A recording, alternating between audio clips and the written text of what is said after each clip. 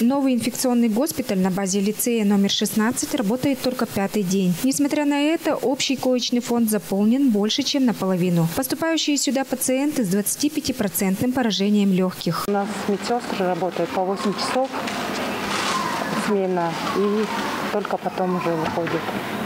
А поступают в основном в каком состоянии?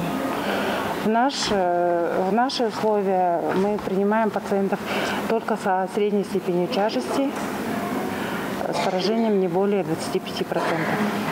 Больше всего из каких районов поступают?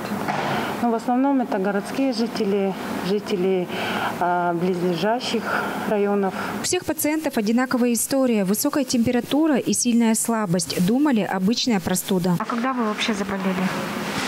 Я даже сам не знаю, как заболел, где я подхватил, даже сам не знаю.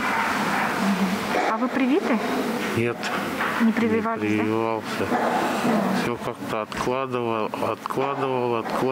Как мы видим, основная часть больных коронавирусной инфекцией – это непривитые граждане. Среди пациентов есть и те, кто поставил первый компонент вакцины, а второй пропустил из-за медотвода или же попросту забыл. А прививка на сегодня – один из самых надежных методов профилактики. Любая вакцинация именно против новой коронавирусной инфекции проводится в 2 этапа. То есть это первый компонент и второй компонент через 21 дней. Для этого нужно для того, чтобы для полного формирования иммунитета, именно 2 компонента надо. Но если человек прошел только первый компонент, а второй не прошел, это говорит о том, что у него иммунитет не сформировался, и он уязвим к заражению именно новой коронавирусной инфекции и уязвим к данному заболеванию. А для того, чтобы себя обезопасить и получить полный иммунитет, нужно пройти именно 2 компонента, и первый, и второй компонент. Но, к сожалению, у нас первый компонент люди активно прививаются, а на второй компонент желают нам лучшего. Поэтому пациентка женского отделения о своих симптомах рассказывает так же, как и все другие. Температура была невысокой, думала, что обычная простуда. После появилась слабость, и термометр стал показывать очень высокую температуру. Однако женщине пока прививка была противопоказана, как кормящей матери. Вы же все-таки контактировали с ребенком, правильно? Вот с ним все хорошо? Чуть-чуть температура 37 была. Педиатр, наверное, сегодня пришел. Не знаю. То есть вы еще пока не в курсе, да? Да, не знаю. Я раньше звонила, потом я когда на КТ была, врач приходил, когда нас дома не было.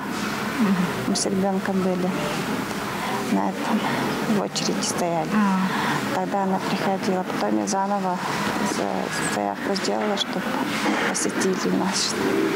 И сейчас вы в ожидании, в режиме ожидания? Да, папа еще не звонил. Муж, получается, тоже в зоне риска? Да, но он привитый. Риск того, что малыш может также заболеть, очень высок. Пока отец с ребенком ждут врача дома, съемочная группа выехала в Республиканскую детскую больницу, чтобы узнать, как много ребятишек сегодня находится в стационаре с подтвержденным анализом ковида. В Республиканской больнице развернуто 60 коек для лечения детей с новой коронавирусной инфекцией. На сегодня на 60 койках у нас лежат 64 ребенка, в том числе в реанимации. В реанимационном отделении у нас дети лежат очень тяжелые. Хочу отметить, что течение коронавирусной инфекции в эту волну у детей проходит очень тяжело.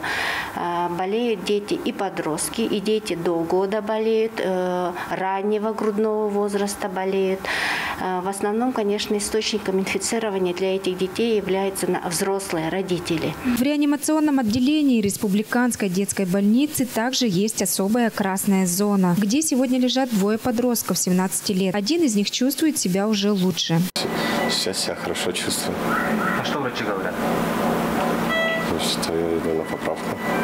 А второй юноша находится на аппарате искусственной вентиляции легких. Крайне тяжелые за счет новой коронавирусной инфекции, да, и осложнения. Осложнения – это пневмония двусторонняя, вирусно-бактериальная. 3-я волна коронавирусной инфекции тяжелее, штаммы агрессивнее, а восстановительный период проходит долго. По предварительным данным, есть летальные случаи и среди детей. Вакцинация на сегодняшний день – лучшее решение, чтобы обезопасить себя и своих близких. Берегите друг друга, соблюдайте карантинные меры, ведь врачам приходится очень сложно. Алдынкыз Буян, Чайхан Донгак, Мирана Иргит, Тува 24.